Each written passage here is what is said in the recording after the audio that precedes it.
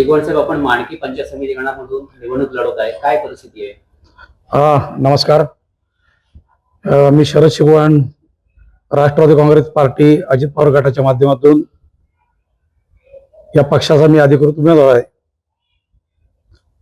आदरणीय या मतदारसंघाचे लोकप्रिय आमदार आदरणीय शेखरजी निकम सर, आदरणीय आमचे नेते सोरगे सर यांच्या माध्यमातून माणकी या गणातून मला या ठिकाणी उमेदवारी मिळालेली आहे आणि मला खात्री आहे की या गणातून माझा चांगल्या प्रकारे विजय होईल, अशा प्रकारची मला देखील खात्री आहे. माणकी पंचायत समिती गणाची जी रचना आहे, कुठली कुठली गावं येतात त्याच्यामध्ये आणि मतदार संख्या किती आहे साधारणतः? तर या ठिकाणी डोकरोली, पालवण, माणकी खुर्द, माणकी बुद्रुक, आगवे, दहिवली खुर्द, दहिवली बुद्रुक, खरवते, ओंबळी अशा प्रकारची या गणामध्ये गावं आहेत. आणि गेले मला वाटतं 10 ते 12 दिवस मी स्वतः प्रत्येक गावागावामध्ये फिरतोय, प्रत्येक वाडी वस्तीमध्ये जाऊन बैठका करतोय आणि अतिशय चांगल्या प्रकारचं वातावरण आहे, अतिशय चांगल्या प्रकारचं लोकांचं सहकार्य देखील आहे. आणि म्हणून मला निश्चित खात्री आहे आदरणीय शेखर सरांच्या पाठिंब्यामुळं माझा विजय हा निश्चित आहे. त्यामुळे काही चिंता करण्याची मला आवश्यकता असं वाटत देखील नाही. आपले प्रचाराचे मुद्दे कोणकोणते आहेत?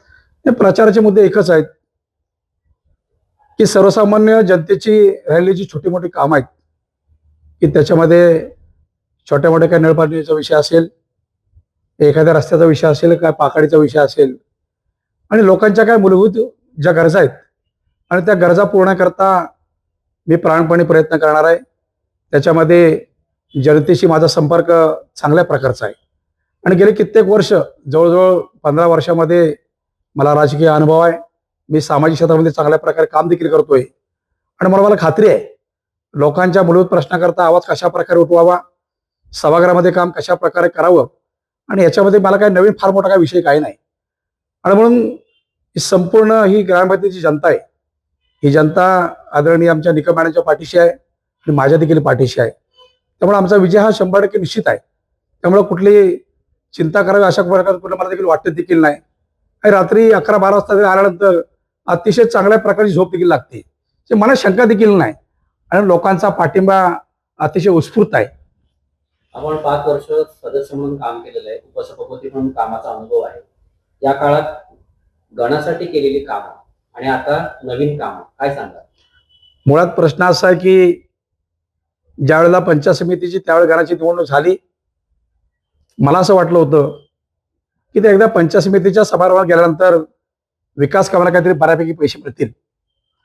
परंतु सभागृहात गेल्यानंतर तिथं पाहिलं आपण तर त्या पंचायत समितीमध्ये विकास काम करण्याकरता पैसेच नाहीत.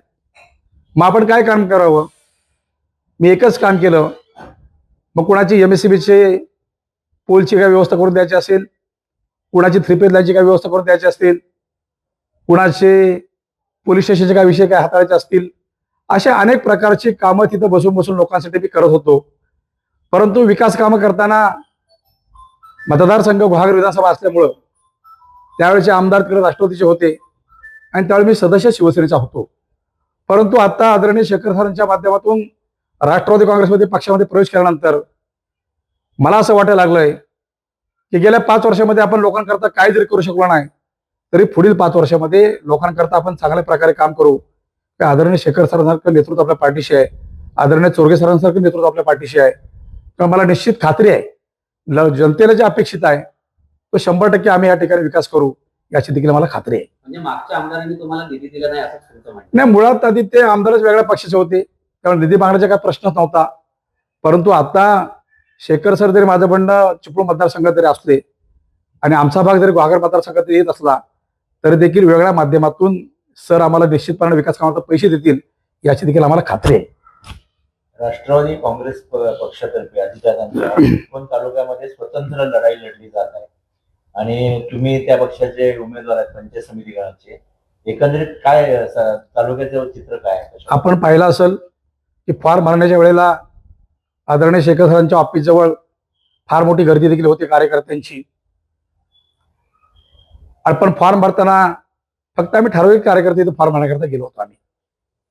परंतु ते ऑफिसच्या चिपळूण ऑफिसमध्ये जवळ गेल्यानंतर एवढा प्रचंड उत्साह, प्रचंड जल्लोष, अशा पक्षाचा जसा जल्लोष होता, तर मला खात्री आहे की निश्चितपणे आदरणीय शेखर सरांच्या माध्यमातून झालेले विकास काम आहेत आणि या विकास कामाकरता निश्चितपणानं ही जनता किंवा आमच्या पक्षाचे कार्यकर्ते एक चांगल्या प्रकारचं काम करून पंचायत समितीवरती राष्ट्रवादीचा झेंडा फडकेल याच्या मात्र शंका पाहण्याची काही आवश्यकता देखील नाही. सावर्डे पंचायत समिती गण आणि सावर्डे जिल्हा परिषद गण या पॅनल विषयी काय सांगा? अतिशय चांगल्या प्रकारचं वातावरण आहे. मला वाटतं तुम्हाला सांगतो की हे गेल्या 15 दिवसामध्ये मी स्वतः आमच्या दिका मॅडम आणि शौकत माजगांगर मॅडम तर तुम्हाला सांगतो घराघरात फिरतायत, प्रत्येकाच्या वाडीवरतीच पोचतायत, प्रत्येकाच्या समस्या समजावून घेत आहेत आणि त्यांना असं कधी वाटलं नाही की मी निकम साहेबांची सून आहे, मी कशा प्रकारे सर्वसामान्यांच्या घरात पोचू, मी माझ्या पाठीशी आमदार साहेब आहेत. पण त्यांना अशी त्यांच्या मनात कधी शंका आली नाही. त्या स्वतः देखील प्रत्येकाच्या घराघरात पोचतायत. मग आगवे असेल, मांडके असेल, देवले खुर्द असेल, देवले बुद्रुक असेल, खरोत असेल, उंबळी असेल, ते प्रत्येक वाडी वस्तीमध्ये जाऊन लोकांच्या समस्या सगळे जाणून घेत आहेत आणि लोकांचे प्रश्न सोडण्याकरता त्या लोकांना शब्द देखील देत आहेत आणि विकासाचं विजन घेऊन त्या मॅडम जात आहेत. आणि मला सांगायला आनंद होतो की ज्या वेळेला पूर्वी आम्ही पंचायत समितीचा सभार गेलो तेव्हा मॅडम सभापती होत्या, मी उपसभापती होतो. ही आजी बचत गटाची संकल्पनाची शासनाची आखलेली आहे. हे बचत गट जे चालत आहेत, हे बचत गट कशा प्रकारे चालवावे त्याचं देखील ट्रेनिंग स्वतः मॅडमने घेतलेलं आहे. त्याला लागणारा खर्च देखील स्वतः मॅडमने खर्च केलेला आहे आणि वेगवेगळ्या प्रकारच्या कला त्या तुमच्या आहेत, त्या कला गुणांना त्यांनी प्राधान्य दिलेलं आहे. आणि ह्या माध्यमातून आज हे बचत गटाचे जाळे जे काही सगळं उभारले गेले त्या खऱ्या अर्थानं मला वाटतं निकमानं जनक असं मला काही हरकत नाही. आणि म्हणून अतिशय चांगल्या प्रकारे वातावरण आहे.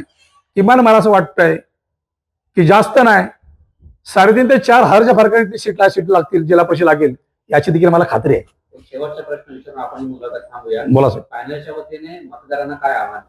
नाही, आपण एकच आवाहन करतोय आपण की आदरणीय स्वर्गीय गोविंदराव निकम साहेबांचं आपण जर पाहिलं आपण की सह्याद्री शिक्षण संस्थेच्या माध्यमातून हे उभं केलेलं संपूर्ण जे जाळ आहे आणि आदरणीय शेखर सरांच्या माध्यमातून इथले काय झालेले घडलेले विद्यार्थी असतील, मग मुलांच्या कुठला सवलत फीचा विषय असेल, एखाद्या गरीब विद्यार्थ्याला काय मदत करायचा विषय असेल आणि हे सगळ्या अशा माध्यमातूून हे अतिशय चांगल्या प्रकारचं वातावरण आहे.